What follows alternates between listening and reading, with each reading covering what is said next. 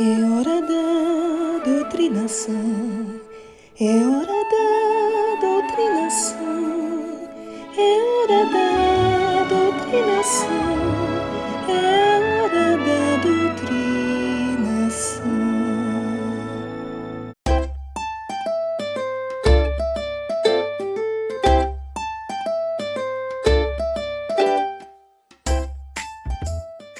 Como servos de Jeová, nada nos dá mais alegria do que adorar o Deus verdadeiro. Mas nós somos imperfeitos. Por isso, provavelmente, nós vamos passar por momentos muito difíceis. E podemos ter pensamentos negativos. Podemos até duvidar do nosso valor. Por exemplo, você já se perguntou se Jeová realmente te ama? Você já ficou preocupado ou teve dúvidas sobre o seu lugar na organização de Jeová? Ou você já se sentiu inútil? Pensamentos assim podem tirar nossa alegria. Esse é o Mark Numer, que é um ajudante do corpo governante, né? E ele começa o broadcasting, ou como comentou alguém, o podcast desse mês de maio, falando, né? Olha, você já se sentiu assim. Mas eu acho interessante que essa é uma organização que está o tempo inteiro falando para a pessoa: nós não somos nada, não merecemos nada, tudo que Jeová nos dá é porque Ele quer nos dar, mas nós somos pessoas que não valem nada, tudo é fruto da benignidade merecida de Jeová. E agora eles vêm com esse papinho aí, né? De olha, você já se sentiu assim, né? Pra baixo, já se sentiu meio inútil, não sei o quê. Vamos ver onde é que isso vai levar.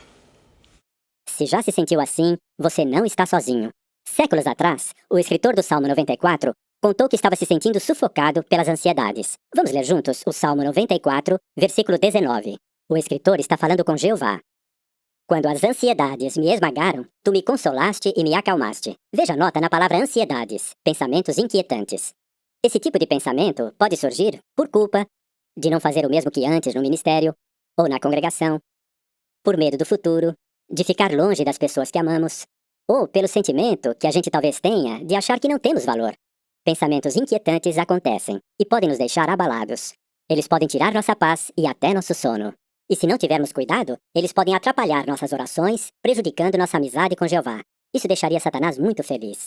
Ah, agora eu entendi! Agora eu saquei! Então, agora sim a gente pegou aqui no pulo do gato, né? O importante não é você se sentir melhor ou por que você está se sentindo assim. É porque isso pode afetar a sua relação com Jeová. E de novo, né? Preciso sempre lembrar que quando eles falam Jeová, eles estão falando da organização que é liderada pelo pessoal do corpo governante, né? São eles que dão as instruções, que dão as ordens ali.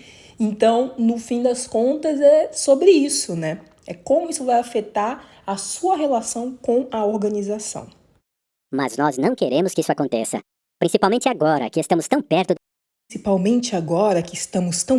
do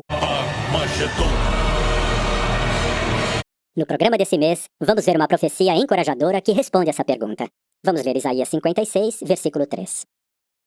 O estrangeiro que se une a Jeová não deve dizer: sem dúvida, Jeová me separará do seu povo. E o eunuco não deve dizer: veja, sou uma árvore seca. Viu quem são os dois grupos? Estrangeiros, ou não israelitas, e eunucos, homens que não podiam gerar filhos. Eles enfrentavam circunstâncias difíceis que poderiam desanimá-los. Nos dias de Isaías, os estrangeiros incircuncisos podiam viver em Israel, mas eles não eram parte permanente da nação. Por causa disso, eles não podiam participar da Páscoa e, como proteção, os israelitas não podiam ter muita associação com eles. Mas muitos estrangeiros passaram a amar a Jeová, abraçaram a adoração pura e serviram a Jeová junto com o seu povo. Eles eram chamados prosélitos. Mas nem eles podiam se tornar totalmente parte da nação de Israel.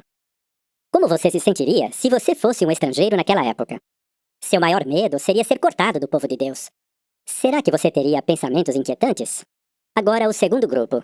Isaías falou dos eunucos, que são homens que tiveram seus órgãos reprodutivos removidos. Algumas nações pagãs capturavam meninos prisioneiros de guerra e removiam seus órgãos reprodutivos, e daí os designavam para ocupar cargos administrativos nas cortes ou também em outros locais. Parece que nos dias de Isaías, alguns desses eunucos aprenderam sobre Jeová, começaram a amá-lo e decidiram se juntar ao povo de Jeová. Esses eunucos eram relativamente aceitos entre o povo de Deus, e eles tinham o privilégio de adorar a Jeová. Mas, por serem eunucos, esses homens não podiam se tornar parte da congregação de Israel. Além disso, naquela época e naquela cultura, eles sofriam a grande humilhação de não poder gerar filhos. Gente, mas é para ajudar isso daí que ele tá falando. Ai, meu Deus. Olha só, né? Ele começa falando que vai usar uma profecia para ajudar, né, as testemunhas de Jeová e tal, que estão se sentindo desanimadas. Aí ele vai lá e fala de 2 grupos que não podiam participar, não sei o quê, mas que essa profecia, de alguma forma, ajudou, mesmo eles não podendo participar totalmente dos eventos e das coisas ali na nação de Israel. Gente, isso era para ajudar? Né? Essa é a minha pergunta, assim, isso é realmente para motivar os irmãos que estão se sentindo desanimados? O que é isso? Qual é a lição? Os eunucos e os estrangeiros não podiam fazer tudo o que queriam no serviço de Jeová. Do ponto de vista humano, eles eram considerados comuns. Nada de especial. Talvez eram até considerados inferiores. Mas não aos olhos de Jeová. Ele sabia o nome de cada um. Ele ouvia suas orações e via cada um deles como uma joia preciosa. O que para alguns é algo comum, para Jeová é algo extraordinário. Para ilustrar, o que você vê nessa imagem? Se você pensou em areia, você está certo. A areia é um dos materiais mais comuns na Terra. Para nós, não tem nada demais num punhado de areia. Cada grão parece idêntico ao outro. Sem cor, nada demais. Você já viu alguém usando um colar de areia, por exemplo? Mas o que acontece quando você olha a areia usando um microscópio? Pode até parecer que todos os grãos de areia são iguais e sem cor. Mas com a ajuda do microscópio dá para ver que cada grãozinho de areia tem uma beleza única. Você vê pedaços de conchas e cristais de várias cores e formas diferentes. Cada punhado de areia traz uma beleza encantadora. E é assim que Jeová vê cada um de vocês. Assim como os fiéis, eunucos e estrangeiros eram joias preciosas para Jeová, você também é. Talvez você tenha limitações por causa da idade, saúde, energia ou disposição, responsabilidades familiares, ou outra coisa que limite o que você pode fazer no serviço de Jeová. Mas suas limitações não definem quem você é. Nunca se esqueça que aos olhos de Deus, o seu valor não é medido pelo quanto você faz, mas pelo quanto você se esforça. Jeová se concentra não nas nossas limitações, mas no nosso potencial, no que vamos ser quando formos perfeitos. Então, os eunucos e os estrangeiros eram especiais para Jeová, mas ainda não podiam participar de todas as coisas ali junto com a nação de Israel, né? Nossa, assim, que doideira, né? Aí ele vem e compara as pessoas com grãos de areia, né? Que parecem insignificantes, mas quando a gente olha com o microscópio, são únicos, blá, blá, blá, blá. E aí eu até acho isso interessante, né? Mas aí tem um negocinho que ele fala, né? É o que você pode fazer, né? O que você pode se esforçar para fazer. E isso não é delimitado de uma forma assim direta dentro da organização, tá? Eles sempre dizem, dê o seu melhor para Jeová. Mas daí depois vem um discurso. Será que o seu melhor para Jeová é realmente o seu melhor para Jeová? Porque quem vai julgar isso são os irmãos na congregação. Quantas vezes a pessoa se sente pressionada, por exemplo, a se tornar pioneira, ou no caso dos irmãos, né, tem que ser servo ministerial, depois ancião. Ai de você se for um irmão e não almejar, né, não desejar ter esses cargos dentro da congregação. Então, isso aí é muito subjetivo, né, de Jeová só quer o seu melhor, só quer que você se esforce, né, para fazer o seu melhor. Mas aí eu digo, o que é o melhor? Quem é que dita o que é esse melhor? Assim como esses estrangeiros e eunucos, Jeová, né, supostamente amava eles, mas não podiam participar das coisas. Então, quem ditava não eram outros seres humanos também? Que negócio confuso, né? Mas, enfim, é isso. Eu não se espera coisas diferentes dessa organização. E os discursos estão cada vez mais assim, sabe? Eles estão pegando umas coisas nada a ver para poder comparar. Quer dizer, isso até não tá tão forçado, eu já vi uns piores nos últimos broadcastings, mas esse daí de comparar a gente com areia e não sei o quê, ai, por favor. Pouco depois que me batizei, estabeleci o alvo de ser pioneira regular. Daí fui servir num território não designado, onde é falado o idioma misquito, e depois fui designada como pioneira especial. e, um tempo depois, cursei a escola para evangelizadores do reino. Por causa de um problema grave nos rins que eu tive, eu senti que eu não conseguia fazer para Jeová as mesmas coisas que eu fazia no passado. Eu nasci num lar cristão. Meu pai ajudou na construção de Betel e depois serviu como betelita por um tempo. Já minha mãe, quando era mais nova, era pioneira regular. Ela também trabalhou como voluntária em Betel. E foi assim que ela conheceu meu pai. Há alguns anos comecei a sofrer fortes ataques de ansiedade. E isso acabou afetando muito o meu serviço a Jeová. Comecei a me comparar com os outros, até mesmo com os meus pais. Eu achava que nunca conseguiria fazer tanto no serviço de Jeová como eles. Eu cresci numa família em que eu não me sentia muito valorizada. Por isso, eu não achava que eu era boa o suficiente. Eu achava que não era útil. E me sentia muito sozinha. Então, né, o simples fato de esses irmãos aí, né, puro sangue do serviço, né, pioneiros, não sei o que serviram e faziam. O simples fato deles já estarem com essa sensação de, nossa, não estou fazendo o meu melhor para Jeová. O que isso nos diz sobre essa organização, né? O que isso nos informa sobre essa organização? Porque, assim, como é que pode uma pessoa ficar doente e simplesmente a preocupação dela é eu não estou fazendo o meu melhor para Jeová, né? Por que essa preocupação existe em primeiro lugar? Isso, né, é o que precisa ser questionado aqui. Quando comecei a ter esse problema de saúde, eu passei a fazer comparações. Eu ficava pensando no que fazia antes e vi que o que eu estava fazendo agora tinha diminuído bastante. Esse estudo de A Sentinela me ajudou a ver que as designações que já tivemos nos ajudam a cumprir melhor as designações que temos agora. Isso me ajudou a me concentrar no que eu posso fazer hoje. Posso dizer que esse artigo da Sentinela chegou no momento certo. Uma coisa que aprendi é que ficar me comparando com outras pessoas é muito perigoso, porque isso pode acabar me atrapalhando em sentido espiritual. Desde que eu estabeleci o alvo de parar de fazer isso, eu tenho visto bons resultados. Consegui fazer amizades com irmãos e irmãs mais velhos da congregação. Quando esses irmãos precisavam de ajuda, eles me procuravam, e eu ficava feliz de poder ajudar. Isso me encorajava muito. Quando comecei a assistir às reuniões, eu fiquei com um pouco de medo de achar que eu não fosse ajudar muito, nem fosse ser muito útil na congregação.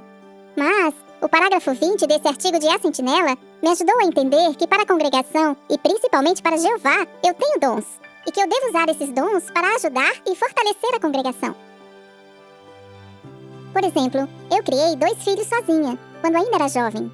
Por causa disso, eu posso ajudar outros na congregação que estão passando por essa mesma experiência. Eu estabeleci alvos específicos, como, por exemplo, apoiar a limpeza do Salão do Reino. É um trabalho mais leve, por assim dizer, mas tem me ajudado muito. E me dá muita alegria saber que é algo que faço pra Jeová. Hoje, na congregação, eu faço o que eu posso para conseguir cumprir as minhas designações. Para mim, é difícil falar em público, mas Jeová me ajuda a fazer o meu melhor. E isso me ajudou muito a entender bem o meu papel na organização de Jeová. Isso tem me ajudado muito a aumentar minha estima, a não ficar pensando no passado, nos sentimentos negativos que eu tinha de achar que não era útil e da perfeição que eu exigia de mim mesma. Eu descobri que eu posso fazer coisas boas pela congregação. Que merda, hein? Todo dia tem uma merda.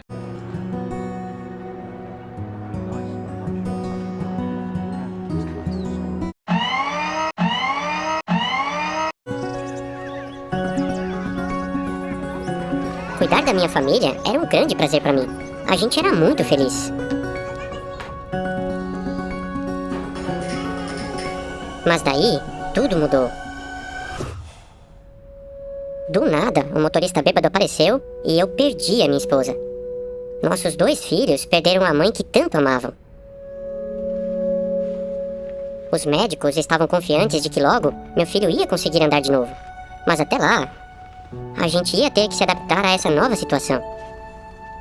Ainda bem que minha mãe estava lá, nos dando todo o apoio. Ela cuidava das crianças enquanto eu estava no trabalho. Assim, eu conseguia sustentar minha família. Não foi nada fácil. Não sei o que ia ser da gente sem a ajuda dela. Os anciãos da minha congregação foram muito amorosos comigo. Eles tiveram a ideia de me dar menos designações na congregação. Oh my God! Uau! Então esse irmão passou aí por uma tragédia, né? Esse irmão da simulação desse vídeo.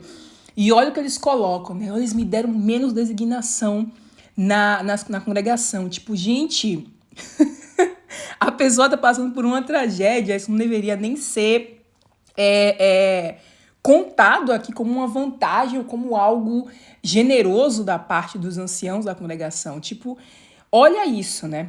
Olha isso, é o tipo de exigência que esse pessoal faz, que são tão grandes, que o fato de tirarem esse peso dele, né? Tirarem essa responsabilidade dele por ele estar precisando, é considerado aqui como, né, uma coisa assim maravilhosa, né? Como algo grandioso, né? Assim, socorro. Mas o que eu queria era me manter ocupado. Eu tentei dar conta de tudo, mas acabei descuidando da minha espiritualidade. Várias vezes eu pedi para os irmãos me substituírem nas minhas partes. Alô? Oi, Samuel. Oi, Otávio. Sinto muito, fiquei preso no trabalho de novo. Pode fazer os tesouros pra mim, por favor? Tá bom, amigo, sem problema. Eu vou dar um jeito. Obrigado. Eu me sentia cansado demais para preparar algo para a nossa adoração em família. E o resultado não podia ser diferente.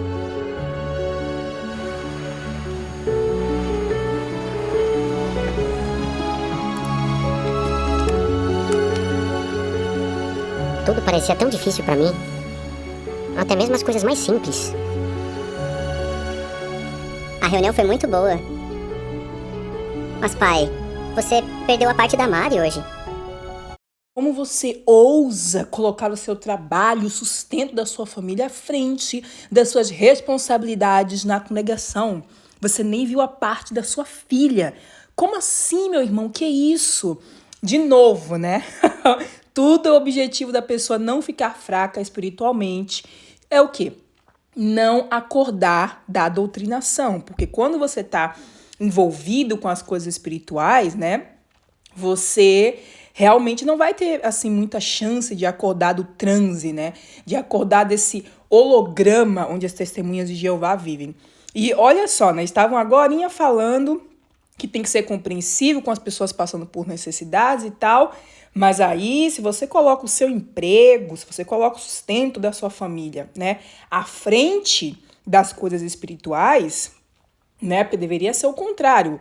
As coisas espirituais, para quem considera importante, né, existem e tal, tem o seu lugar, mas o cara precisa sustentar a família dele, né? Olha como isso é distorcido aqui nesse drama, gente. Tipo, socorro, meu pai. Eu sei que eu já falei socorro outras vezes, mas é que realmente é ridículo, viu? É horrível. Desculpa, filha. Fiquei preso no trabalho. Tá bom, pai. Não dava pra continuar desse jeito. Será que era melhor eu entregar meu privilégio de ancião? Eu precisava de ajuda. Então eu decidi falar com um amigo, o Samuel. Eu expliquei tudo pra ele. E ele ouviu mesmo. Ele me entendeu e elogiou meus esforços. Depois, leu Filipenses 1:10. Se certifiquem de quais são as coisas mais importantes. Otávio, é principalmente em épocas difíceis que temos que nos certificar do que é mais importante. Para isso, temos que ter equilíbrio. Vem aqui. Samuel fez uma comparação que mudou a minha forma de pensar. Assim como uma roda pode ficar desbalanceada, nós podemos perder o nosso equilíbrio por causa de mudanças inesperadas. Mas um bom mecânico pode usar pequenos pesos para balancear a roda novamente. Uma máquina diz para ele onde colocar esses pesos, e a roda volta a girar suavemente. Eu entendi o ponto. Recuperar o equilíbrio talvez não exija grandes mudanças. Só algumas pequenas. Eu entendi. Que merda, hein? A fé nos ajuda a manter o equilíbrio. Hebreus 11:6 me lembrou que Jeová é o recompensador dos que o buscam seriamente. E Tiago 3:17 diz que a sabedoria de cima é razoável. Eu vi que a espiritualidade dos meus filhos era uma das coisas mais importantes. E que tudo bem pedir ajuda.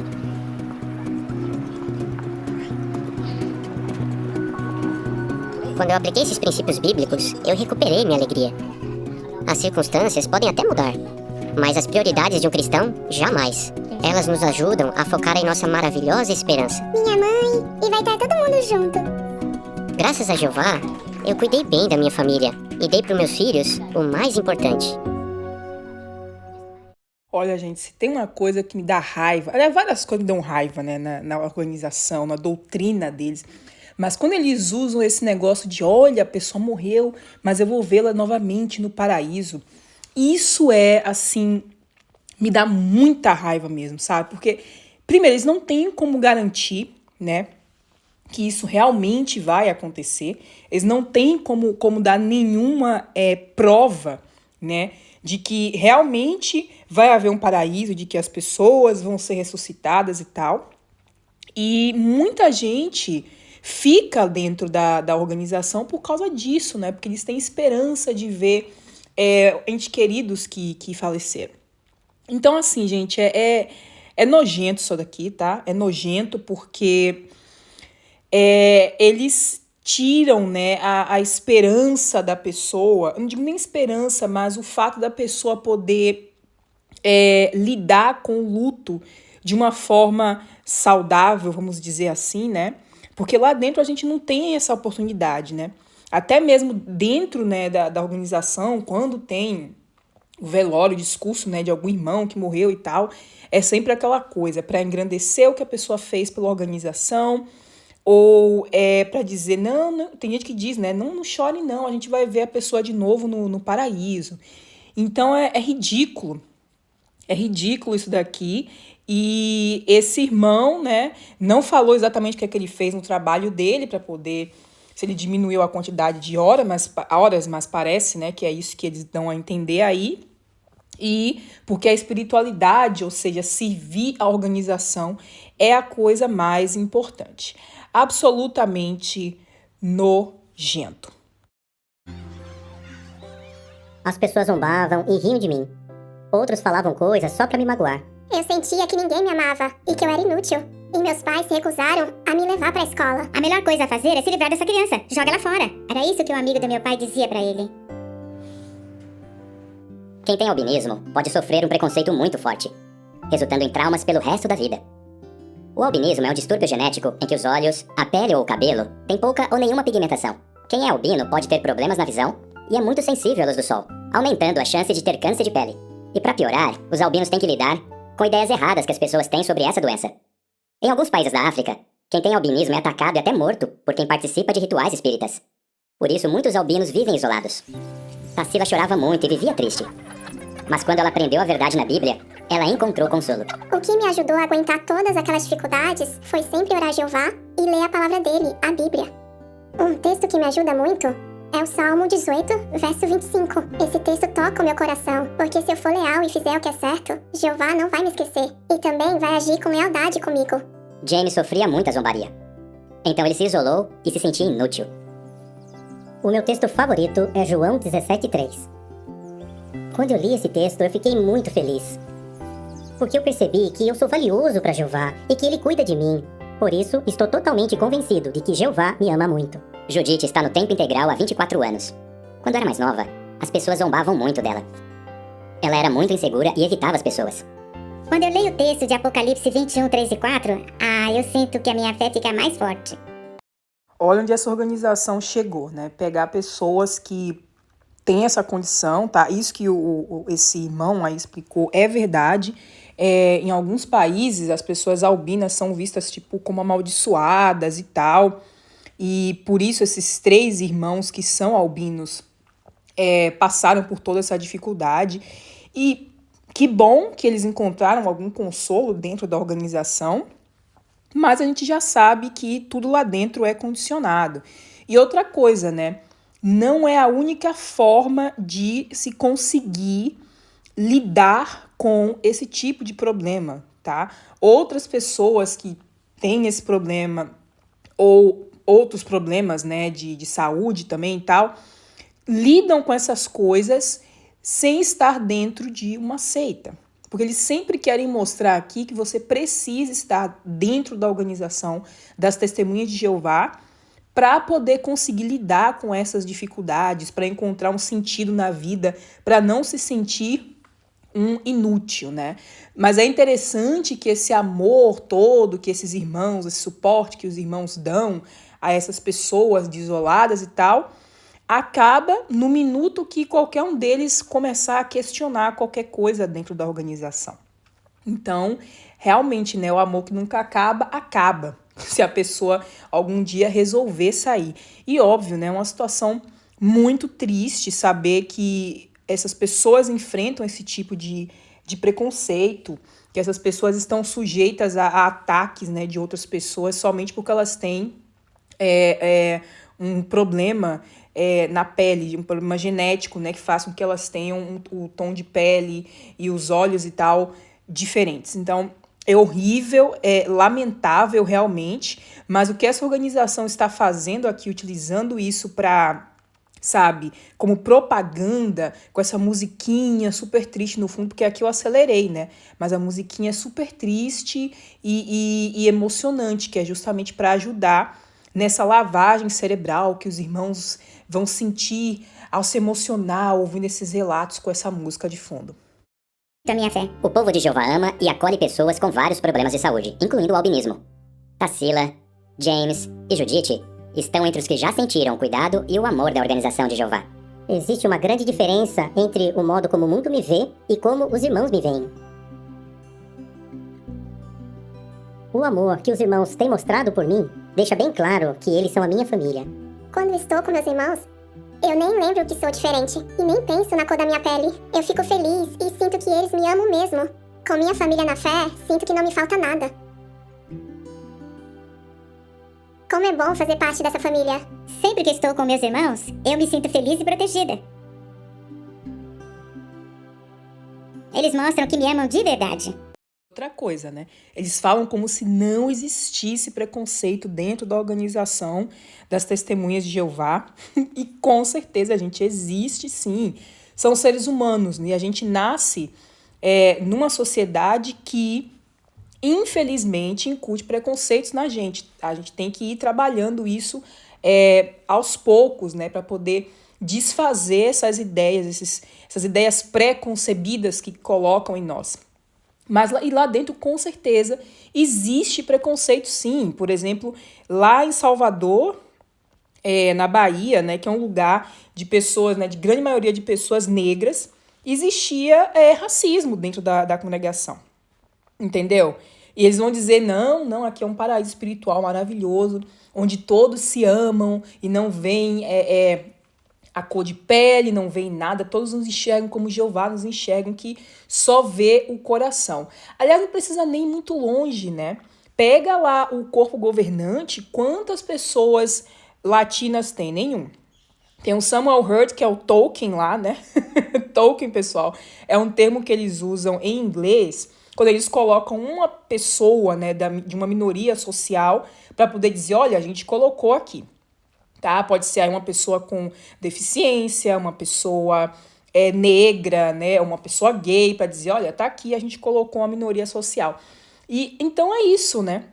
Olha lá o corpo governante, não tem nenhum asiático, né? De nenhum tipo, seja indiano ou japonês ou chinês, não tem nenhuma pessoa, sei lá, de ascendência ou descendência indígena, só tem uma pessoa de fora, né, do padrão, que é o Samuel Hurt, como eu falei, que é o Tolkien deles. Então, assim, eles estão falando que Jeová não olha, não sei o quê. Dentro da própria dianteira da organização, né, você consegue enxergar que não tem diversidade. Então, né, cadê o exemplo vindo aí da dianteira, vindo daqueles que tomam as decisões dentro dessa organização?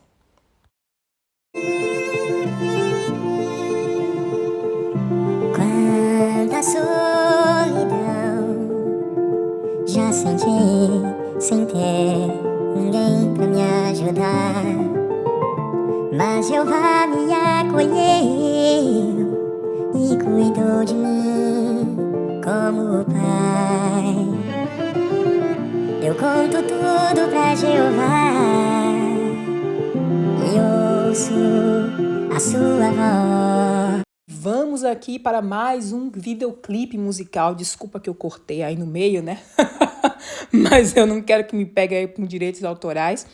E sim, então, né? Vamos ver o que é que vai aparecer nesse vídeo, mas a gente já sabe, né? A pessoa tá sozinha, coitadinha, abandonada e tal. Mas Jeová está ali, porque, de novo, a organização de Jeová é a única forma pela qual você vai achar consolo e não se sentir mais sozinho nesse mundo cão. Que diz estou aqui, se achegue a mim e vou me achegar a ti. Vou te ajudar a enxergar tudo que eu amo em você. É só se achegar a mim.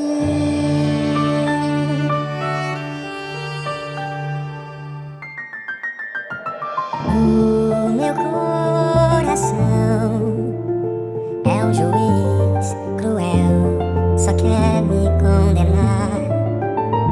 Pensamentos que me prendem, mas eu oro a Deus e peço paz. A minha luta ele vem, me mostra o meu valor e diz estou aqui, se achegue a mim e vou me achegar a ti. Vou te ajudar a enxergar tudo que eu amo em você. É só se achegar a mim. No meio de uma multidão, Jeová viu algo em mim. E agora posso confiar. Meu Pai me ama assim.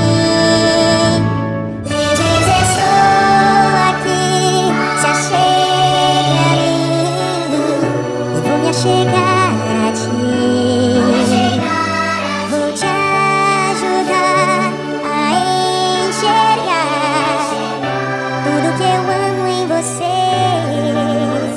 É só se achegar a mim.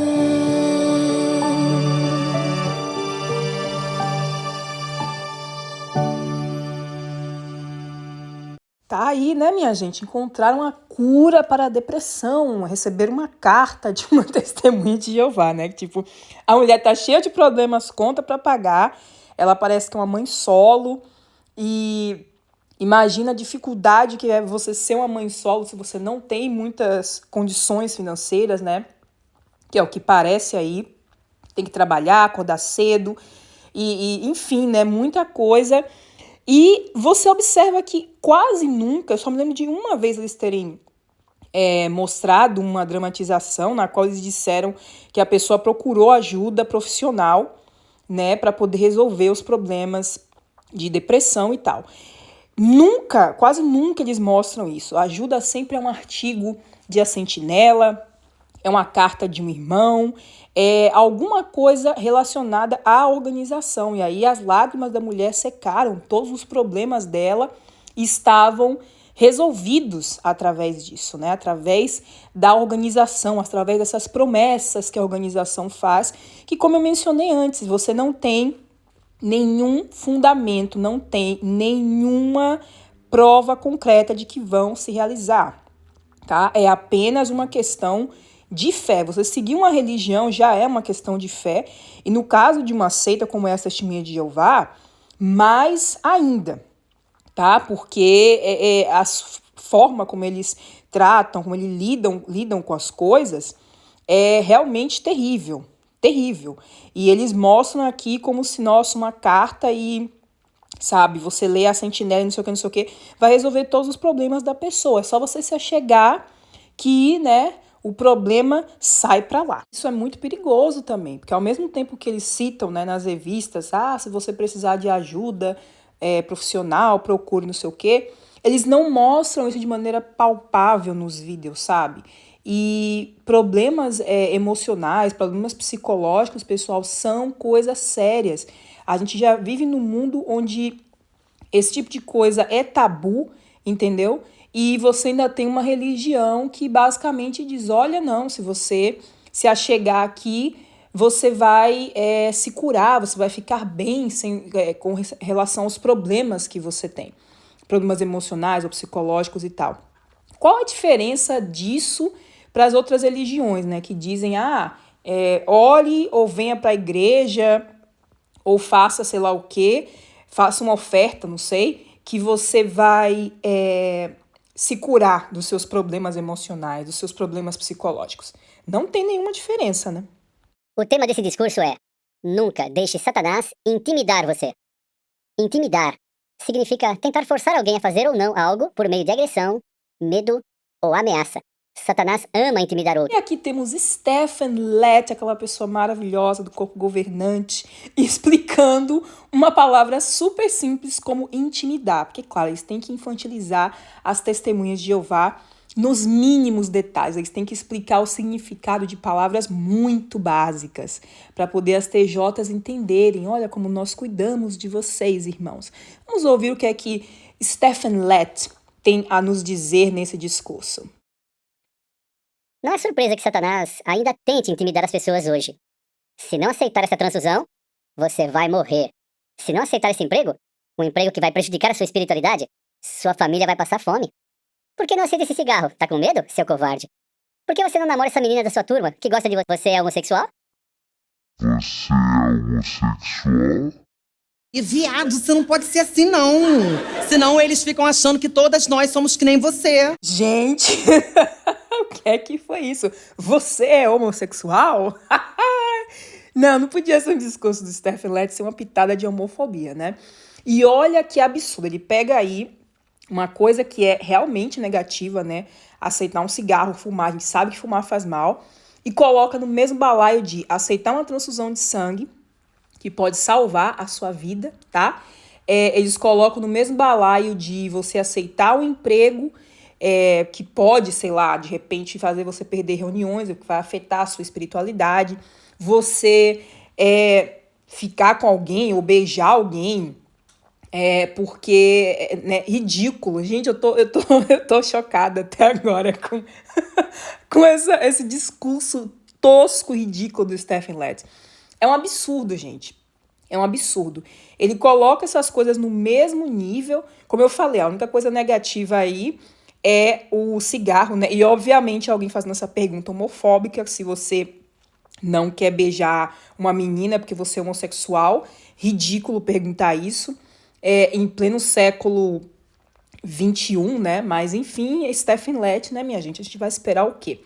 Mas, enfim, é ridículo, é absurdo. Olha como ele coloca essas coisas, tipo, você que é um cristão, você que é uma testemunha de Jeová de verdade, você vai morrer ao invés de aceitar uma transfusão de sangue. Você nunca vai aceitar um emprego que vai colocar a sua espiritualidade em risco, mesmo que isso signifique que você vai passar necessidades, entendeu? Você não tem direito de viver a sua vida normal, porque, gente, como eu sempre menciono aqui, sexualidade é uma coisa inerente do ser humano. Você ter experiências com pessoas é uma coisa normal, mas tudo isso é colocado como algo tenebroso, como algo horrível dentro dessa organização, tão ruim e tão negativo quanto você pegar um cigarro e fumar. E outra coisa, né? Quem quer fumar também é problema da pessoa, entendeu? Cada um usa aí a droga que quiser para continuar vivendo a sua vida. Eu não fumo, mas quem gosta de fumar, quem quiser fumar, é problema da pessoa, entendeu? Gente, nossa, não. Que coisa absurda, absurda. Agora vamos ver o que podemos aprender com os 3 hebreus. 3 hebreus que ele está mencionando ali são Sadraque, Mesaque e Abednego, eu sempre achei esse nome tão engraçado, que estão no relato de Daniel, capítulo 3, versículo de 1 a 7, né? Tinha uma estátua ali, eles tinham que adorar aquela estátua, e quem se recusasse a adorar ia ser jogado na fornalha, né, para queimar ali. Vamos ver, mas aí eles continuaram não orando para a estátua e orando para Jeová, e eles foram lançados na fornalha, né, claro, e sobreviveram como uma história aí, um conto de fada da Bíblia. falo conto de fadas aqui, gente, eu tô querendo dizer como uma história, não sei, você pode pegar essa história aí e tirar um exemplo de que você deve ser leal, né, não sei, mas não como uma história que realmente aconteceu, como alguém realmente foi lançado dentro do fogo e saiu para contar como é que foi lá dentro, entendeu?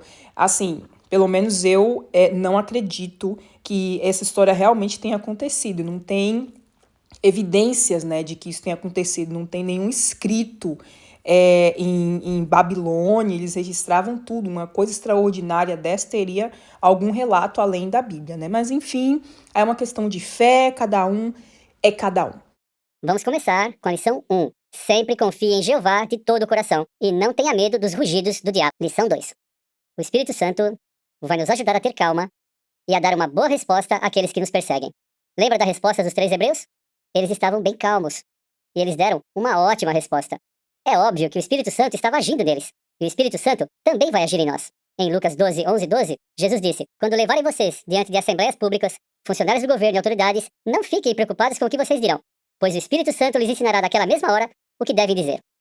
Será que foi o Espírito Santo que guiou Jeffrey Jackson na Comissão Real Australiana a mentir na cara de pau lá em juízo, gente? Será que foi o Espírito Santo? Eu fico aqui me perguntando, né? Lição 3.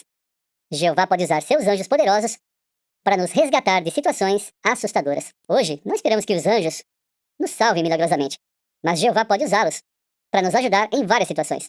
Por exemplo, você consegue achar um emprego para sustentar a família, ou consegue encontrar um médico que respeite sua posição sobre o sangue.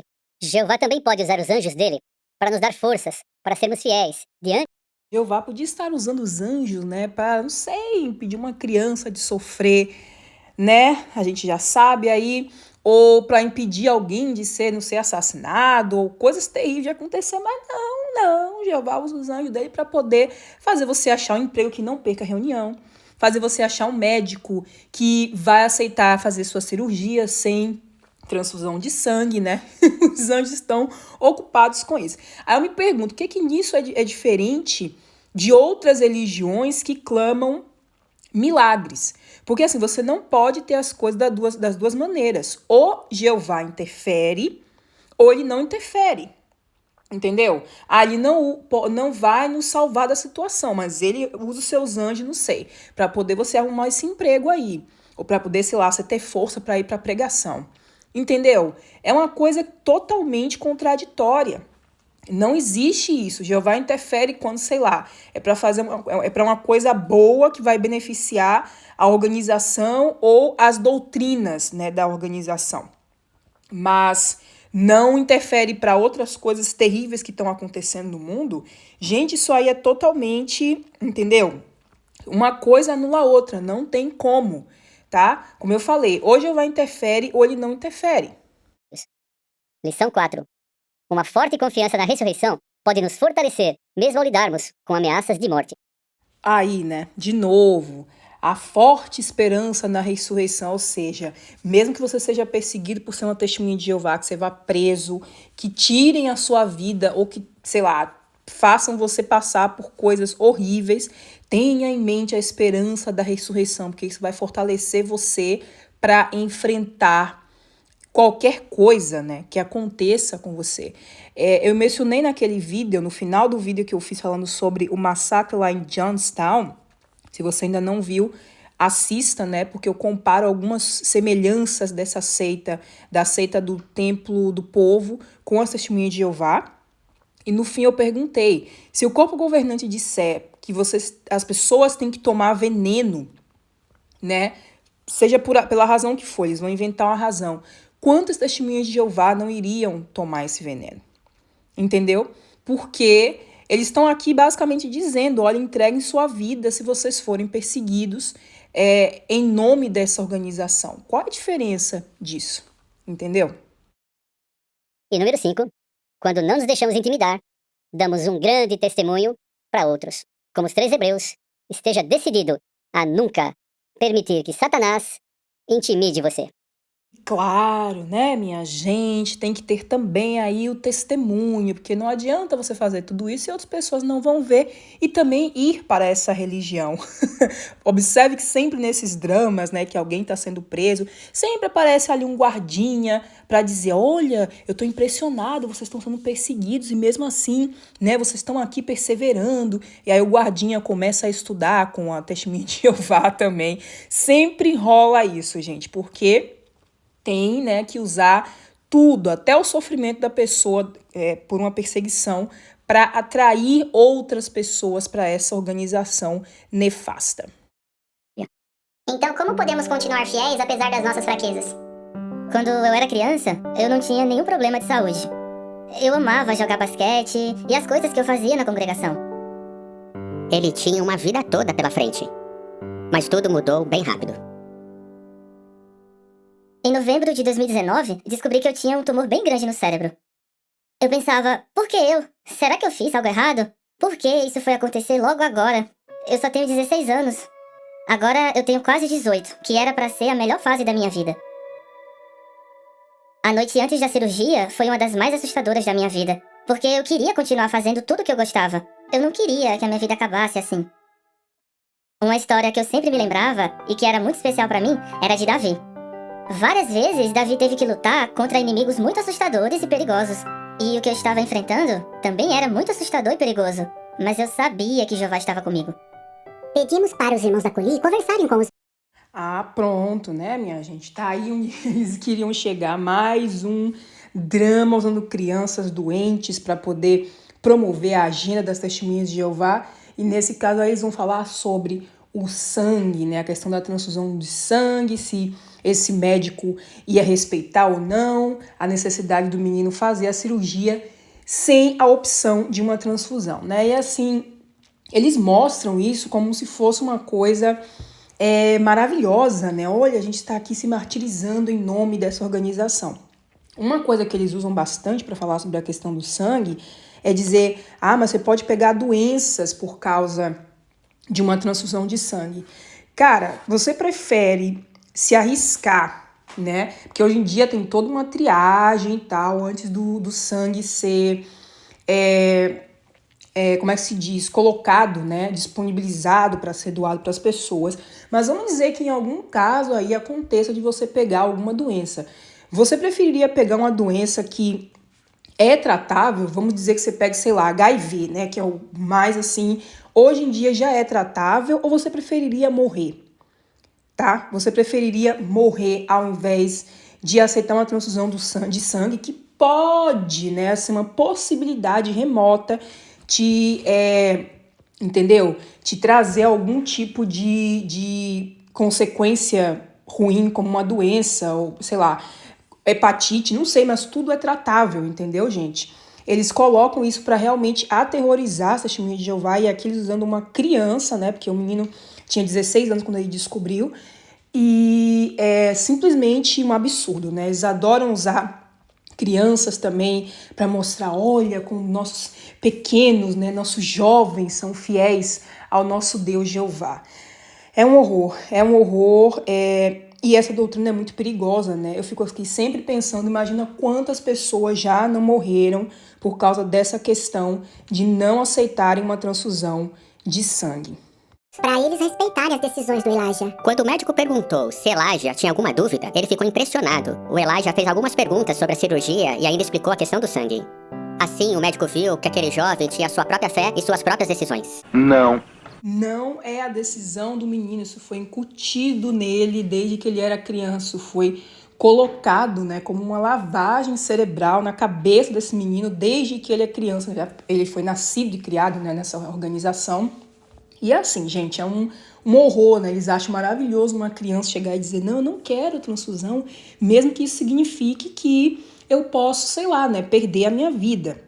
E, gente, não, sinceramente, isso é assim de dar raiva, de dar muita raiva dessa organização.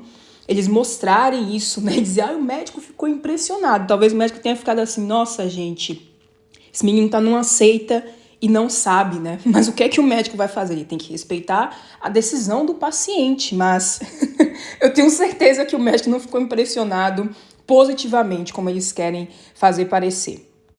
Se Jeová diz que o sangue é sagrado, então eu preciso obedecer. Elijah ficava nos lembrando que mesmo que ele não acordasse depois da cirurgia, não importava o que acontecesse, ele ainda ia acordar no futuro paraíso na Terra. Se ele não acordasse da cirurgia, ele iria acordar no futuro paraíso da Terra, gente. É isso. É essa esperança que eles dão para as pessoas, para fazer, né, para motivá-las a sacrificar a sua vida por uma causa. E uma causa ridícula, baseada em uma interpretação ridícula e errada, né, sobre a questão do sangue. Inclusive tem vídeo aqui no canal falando sobre isso, do porquê que essa interpretação da Bíblia está errada, na interpretação desse versículo que fala sobre a questão de se abster de sangue. E é muito triste, como eu falei antes, gente, imagina quantas pessoas já não perderam a vida por causa desse negócio do sangue, por causa dessa proibição de receber transfusões de sangue. Finalmente vieram falar com a gente só para dizer que houve complicações. Elijah entrou em coma. A gente fazia perguntas que os médicos não sabiam responder. Ele ficou em coma por mais ou menos uns 5 meses.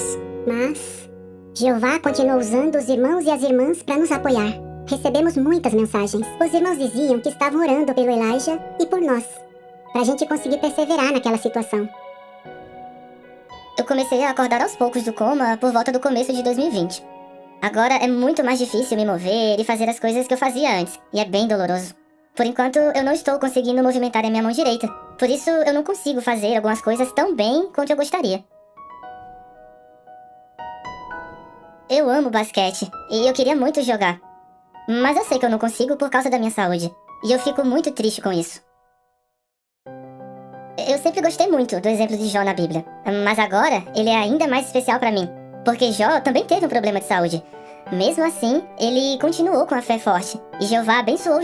Jó teve um problema de saúde que foi permitido pelo próprio Jeová, né? Diga-se de passagem, vocês conhecem a história de Jó, né? Satanás falou ali, não, ele não vai ser fiel. E aí Jeová, né, para provar que Jó seria fiel, deixou o diabo tentar e fazer de tudo, inclusive dar uma doença horrível lá para o Jó.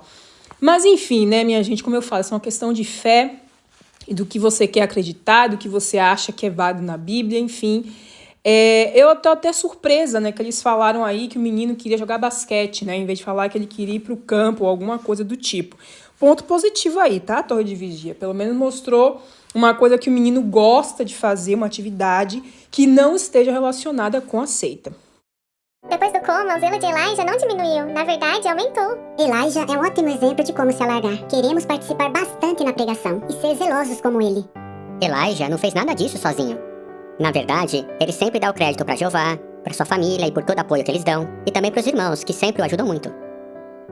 Elijah é bem ativo na pregação e sempre cumpre qualquer designação que recebe. Por isso designamos servo ministerial. Ele recebe muito apoio. Ele sente que é como se Jeová estivesse à direita dele. Jeová nos deu a esperança maravilhosa de ter uma vida perfeita no futuro. E isso me motiva a ajudar todo mundo a também conseguir essa vida perfeita. Há uma luz no fim do túnel. E eu agradeço muito a Jeová. No mesmo podcast que eles falaram que a pessoa, né, não deve se sentir assim, assado, não deve se sentir mal, que não pode fazer para Jeová, eles falaram aí que o Elijah ele não toma o crédito, né, do que ele faz, ele não dá o crédito a ele mesmo. Então, assim, primeiramente, né, eles querem confundir você ter orgulho de si, tá, com você ser uma pessoa arrogante. A gente precisa ter orgulho do que a gente faz, orgulho do que a gente conquista, porque isso é importante para nossa autoestima, sabe? Mas enfim, né, eles pegaram o Elijah aí para dizer, não, ele dá crédito a Jeová, aos irmãos, à família, não sei o quê. E o esforço do menino? O menino, coitado, passou por uma cirurgia, teve um câncer, ficou em coma, e mesmo assim, ele se esforça para cumprir as designações, né, que dão a ele na congregação, inclusive de servo ministerial, e ele não deve nem dar o crédito, eles colocam isso, ele não dá crédito a si mesmo, como uma coisa louvável, né? E aí o Elijah fica o tempo inteiro só pensando que no futuro ele vai morar, né, num novo mundo do paraíso, né, das testemunhas de Jeová, para comer muita melancia e ficar lá brincando com os pandas. Ai, gente, você imagina só se esse menino um dia descobrir, não sei, depois de muitos anos, que tudo isso é uma mentira, né? Como é que ele não vai ficar? Imagina só, porque agora ele poderia estar... Tudo bem que ele ainda está fazendo umas coisas na vida dele, mas ele poderia estar fazendo outras coisas para si mesmo, né? Porque ao mesmo tempo que eles mostraram aí, eu sinto falta de jogar basquete, perdão, ele simplesmente coloca o menino fazendo o quê? Coisas para a organização, né? Porque é isso, no final das contas, que importa para ele. Ele podia ter lá, tá praticando um outro esporte ou fazendo alguma outra coisa da vida dele, mas não, né? Apesar de todas as dificuldades, ele tá aí dedicando a vida e os esforços dele para essa organização que a gente sabe que é uma seita. Qual foi a última vez que você perdeu a paciência? No trânsito? No trabalho? Ou em casa? Nossa vida é tão corrida que é difícil ser paciente. Só que, para sermos felizes, precisamos ter paciência, mesmo quando é difícil. Mas o que é ser paciente? Será que é esperar de braços cruzados as coisas mudarem? E como a paciência pode fazer a diferença no seu dia a dia? O Congresso de 2023 das Testemunhas de Jeová, Seja Paciente, vai mostrar o que é paciência, por que ela é importante e como ela pode melhorar nossa convivência com outros. Deus quer que você seja feliz. Ele é o nosso Criador, por isso ele sabe como é importante ser paciente. Para mais informações, acesse o site jw.org. Isso aí, minha gente, nos 45 do segundo tempo desse podcast desse mês, eles vão falar o quê? Sobre o novo Congresso de 2023, Seja Paciente, né? Ano passado tivemos aí o Congresso Busque a Doideira, pelo menos foi assim que eu apelidei, tá? Eu vou procurar ainda criar um nome para o Congresso desse ano. E pelo tema, a gente já deve imaginar o que é que vai vir por aí, né? Seja paciente, porque o Armagedon está logo ali na esquina, mas você tem que aprender a esperar. Eu já estou vendo tudo. Será que eu estou certa? Vamos esperar sair o programa do Congresso para a gente analisar aqui, para a gente esculachar aqui neste canal, porque é para isso que estamos aqui, né, meu amor? Se a mãe e o pai estivessem vivos, eles iam ter muito orgulho de você. Sabe o que eu tava pensando, Amani? Você poderia ter mais dinheiro. Eu tô falando de algo que dê segurança de verdade pra você e sua família. O que você acha de trabalhar pro governo como carpinteiro? Rádio 96.3. Atualizando vocês sobre a notícia de ontem. O grupo rebelde está ameaçando tomar conta da capital. A violência está aumentando na região. Como vocês sabem, Betel sugeriu que nos reuníssemos para conversar sobre um possível conflito civil na nossa região. É sempre desse jeito perto das eleições. O importante é a segurança dos irmãos. Isso é só conversa, é ameaça. Não precisa se preocupar. A gente recebeu algumas orientações de Betel. Mas esses irmãos moram tão longe. Eu fico pensando se eles não estão sendo exagerados. Não se esqueça, Manny. Sua força estará em permanecer calma e ter confiança. Fala sério! Acorda! Você vai confiar nesses irmãos ainda? Meu pai Jeová, me ajuda, por favor.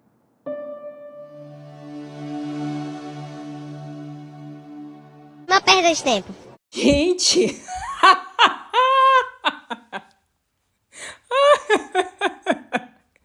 O que foi esse vídeo?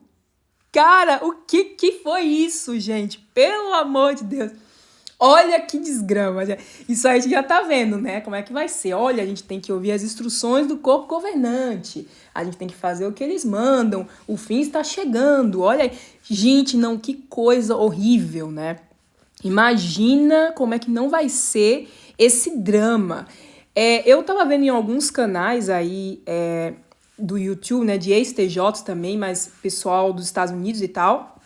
E parece que já vazaram esse filme, tá? Eu não assisti ainda, porque eu quero reagir, né? Quando eu for fazer o vídeo aqui com vocês.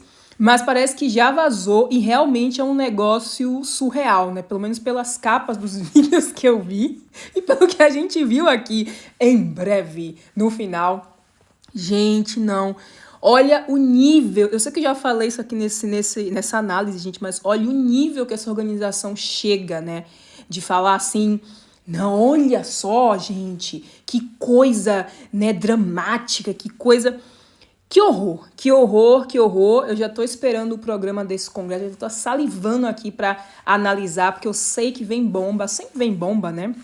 Dessa organização. Então a gente pode esperar que com certeza vai vir coisa ruim por aí e a gente vai falar sobre isso, né?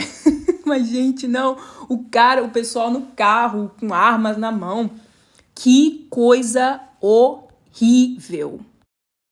Depois dessa maravilha, né, desse vídeo aí, desse sneak peek para um dos vídeos do Congresso, né, essa surpresa maravilhosa, vamos encerrar a análise desse broadcasting por aqui.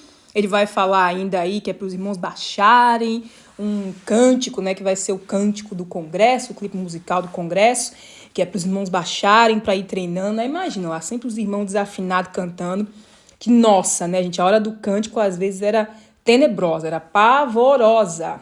Porque nem isso, né, a gente tem. Nas outras igrejas o pessoal se junta, tem um coral, tem uma aulinha de canto. Se bem que nem todo crente sabe cantar, né? Eu já vi também aí uns evangélicos que acham que sabe cantar e socorro, meu pai. Mas, né, lá a gente não tem nenhum treinamento para pelo menos fazer de conta que tá tentando fazer alguma coisa. Mas, enfim, né, espero que os irmãos baixem aí, consigam cantar com toda a sua emoção do alto dos seus pulmões quando chegar o Congresso. E aí ele vai falar depois ainda da pregação na Ilha de Malta, né? Como é que começou essa pregação lá, essas coisas de sempre que eles colocam no fim dos podcastings, que é sempre sobre um país, uma região, sobre a pregação naquele lugar. Enfim, minha gente, é isso. Vamos ficando por aqui. E o que é que foi esse broadcasting desse mês? Assim, sinceramente, olha, Brito, sinceramente, só quem viveu sabe, viu? Porque tá osso. Eu vou ficando por aqui, pessoal. Um beijo. Até o próximo vídeo e tchau, tchau.